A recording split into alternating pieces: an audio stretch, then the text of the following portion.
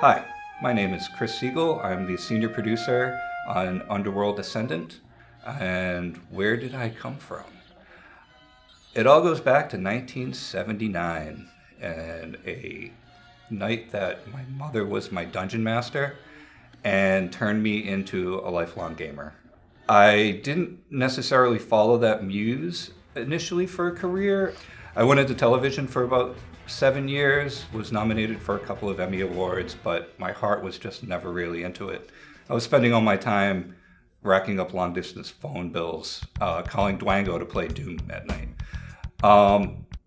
Doom was that moment for me where I was like, television, film, these passive entertainments, these are not the future, but games are. I wanted to be able to tell stories in this world, interactive stories. I'll find you. Just you wait. I went and worked at LookingGlass for a couple of years, and then ended up at Turbine, being producer on Dungeons & Dragons Online and Lord of the Rings Online. Why am I here? Like I said, I wanted to tell interactive stories, not canned stories that I was dealing with for the past 6 years in the MMO space. I truly believe in the interactive storytelling ideas that were coming out of LookingGlass when we unfortunately went out of business. And to me, it's totally unfinished business. I would want to go back here and initially tell these stories in Underworld Ascendant, and then who knows what in the future.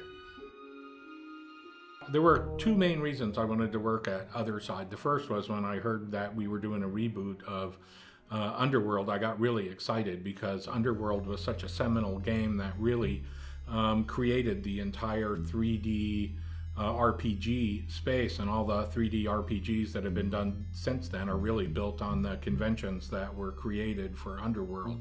And being able to work on a reboot of such a seminal title gives us the opportunity to try to push the whole genre in new directions the same way that the original did. And I think that's a tremendous professional challenge and a really exciting one.